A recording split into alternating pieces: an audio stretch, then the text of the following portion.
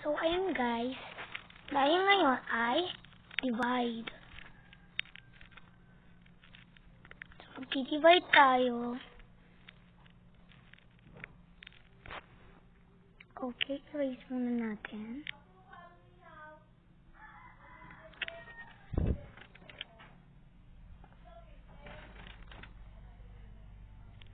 So, ngayon, ay meron tayo ditong 7 divided by 81. So, 2 muna. Divide. Divide ang gagawin natin. Bago tayo dumako sa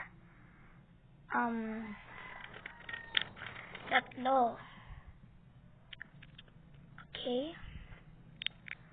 So, ngayon, marami tayo ditong equation. Equation na ito ay automized na. So, let's see. Mag-aanan na tayo ng different colors. Ngayon, meron guys tayo ditong 7 divided by 81. So, ngayon, dapat ito, ang 7 divisor, ito namang 81 ay dividend. So, ngayon, ang dapat dividend ay mas malaki kaysa sa divisor. Kaya, 8 divide 7 to equal 1. Next naman is i-multiply natin. 1 times 7 to equal 7. 7 times 8 to 7 minus naman natin, equal 1. Then, bring down 1. 11 divided by 7 to equal 1. 1 times 7 to equal 7. So, minus naman natin. 11 minus 7 to equal 4. Now, it's 4. So, wala na tayong kaya reminder na. Reminder. 4. Ganun lang kabilis mag-multiplication. Meron tayo ditong 4 steps.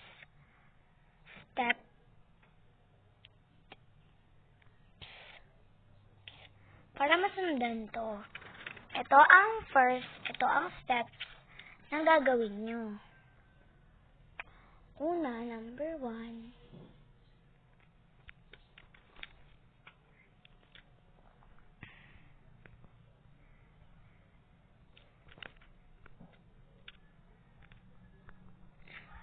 Number 1 ay letter D.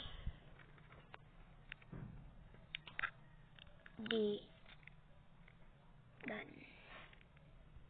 Gagawin natin number 1 para hindi na kayo mahirapan. Hindi na kayo kailangan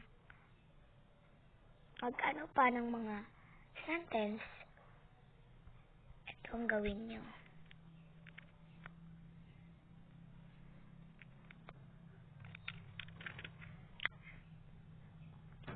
Ayan. So, meron tayo ditong D. D for divide. Divide. And meron naman tayo ditong M. Multiplication.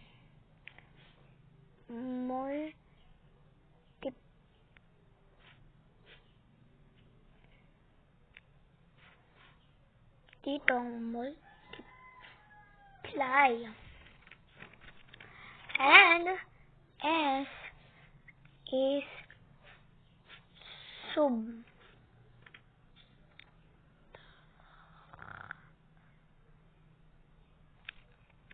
And letter B is for bring down.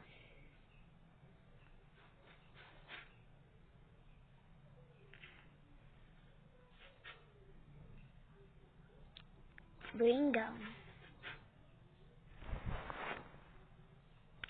Okay, so may apat lang tayo quotient na gagamitin. So, meron tayo dito divide, multiplication, subtract, and bring down.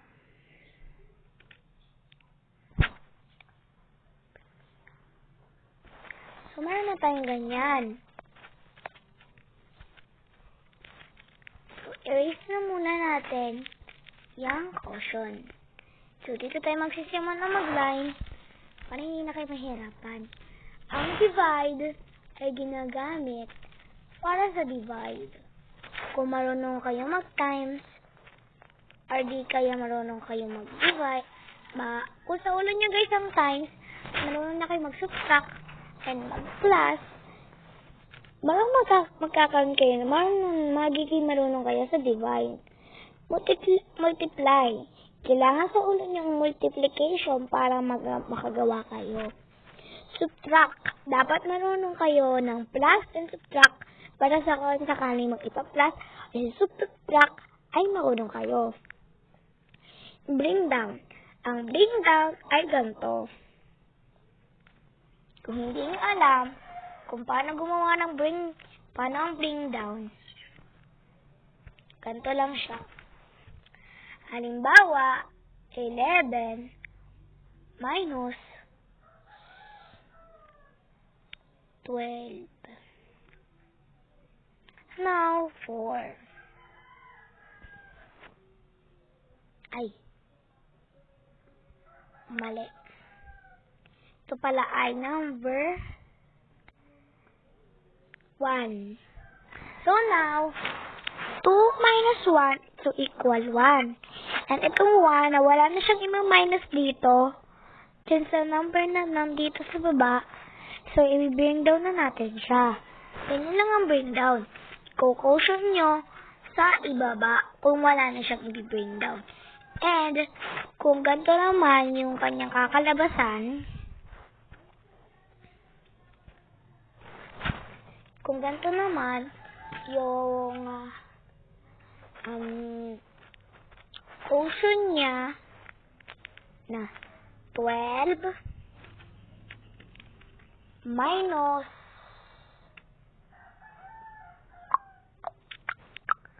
ito 7, ito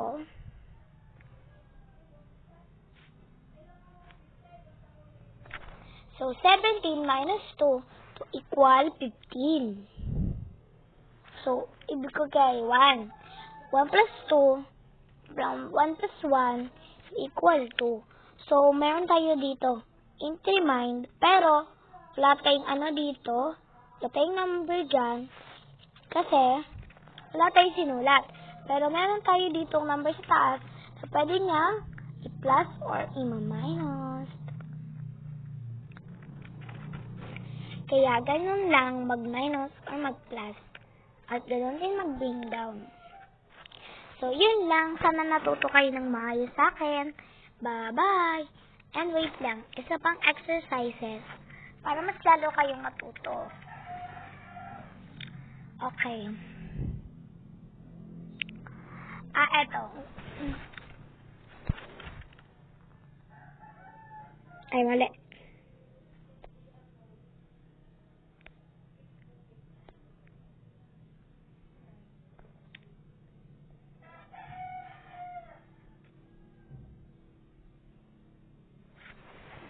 So, ngayon, ang gagawin natin, nagawa tayo ng Sudoku.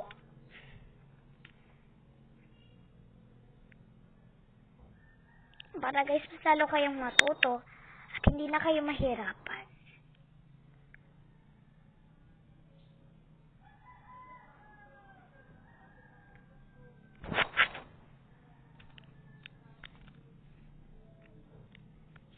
Ngayon, gagawa na tayo ng line. 1. Pasasahan nyo na ha, hindi talaga ako marunong mag-drawing. Pero alam ko marunong kayo kumanta. So lang guys, para kayo matuto. Diba ganyan yung sinusulat ng teacher nyo? Ito yung 2. So ito color red. Yung mga nandito sa baba. T. Tapos, dito, 5, color, 6, tapos, 7, 8, dito guys, 8, 9, 10,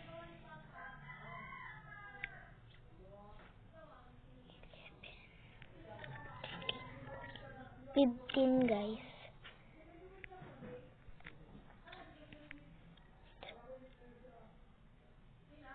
13. So, dito yung nakalagay 7 and ganyan. Times na ganyan.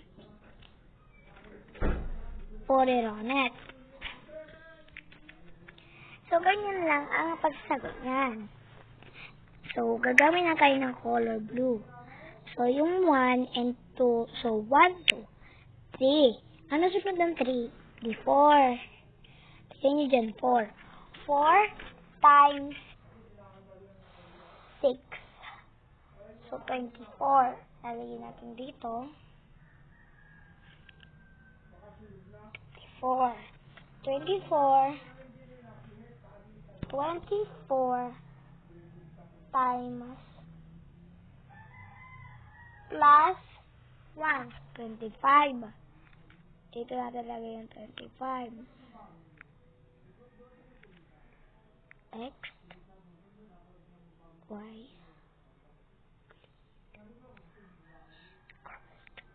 ganyan lang guys ang pagsasagot. Na ito nga pala ay